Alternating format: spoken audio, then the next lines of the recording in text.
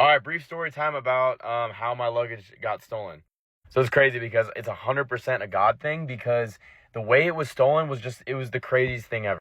It was not like I was walking and someone just snatched it away from me, or it got lost in the airport or anything like that. And like, it was nothing like that. So literally me and Garrett walk into the airport, and Garrett has to check a bag. So we have to go up to one of the screens, the kiosks, so he can get a tag for his bag printed out. Mind you, I'm dragging my suitcase behind me, but as soon as I get there, it's behind me, and I take my hand off because I need to go on my phone and text someone for about 30 seconds.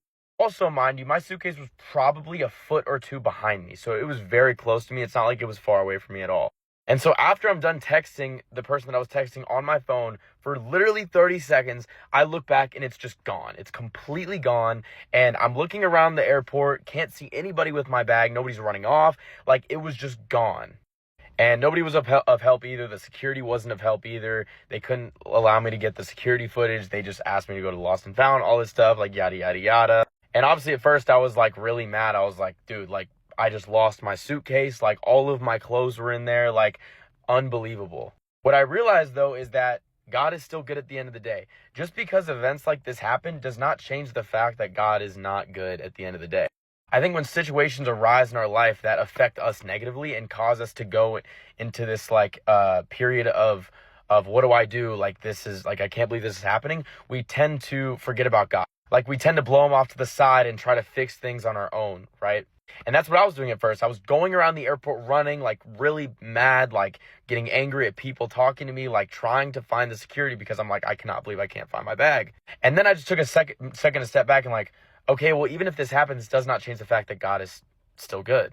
And I also realized that God also allowed this to happen, because if he didn't allow it to happen, it wouldn't have happened. But God clearly allowed it to happen that way. And sometimes he will do things like that, and those can be considered tests. And yes, this is not the same situation as Job, but he took away everything from Job, and then he still remained faithful, and then God exalted him.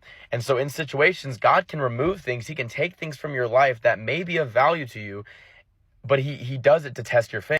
Like, are you going to idolize and truly be focused on the materialistic thing that by the time you die, you won't even be able to take with you anyways? He's going to see, is your heart truly set on the Lord? Like, is your value and validation truly found in the Lord? And so because of that, I came to realize, like, clothes can be replaced, right? Clothes can be replaced. The suitcase can be replaced. God cannot be replaced, though. My relationship with God is everlasting and it's eternal, and it's the thing of the highest value in my life. The value that I have in the importance of those clothes is nothing compared to God.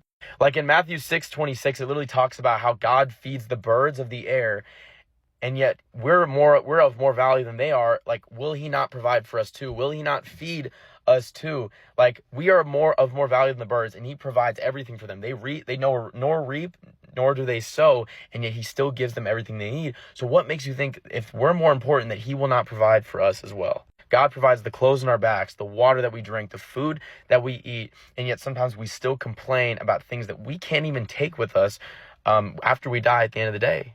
Our souls and our spirits are the only thing that truly matters. So if we focus on that, God will provide the things that we need. He always will. I've seen it in my life. I've seen it in other people's lives. So remain faithful. And if God puts you through tests like Job, where he removes things, or just anything in life, remain faithful, because it may suck in the moment. You may be like, why am I going through this? But I'm telling you, it's just a test of faith. God allowed it to happen. God's plans are perfect. And at the end of the day, his will be done. I love you guys so much. I hope you enjoy that story.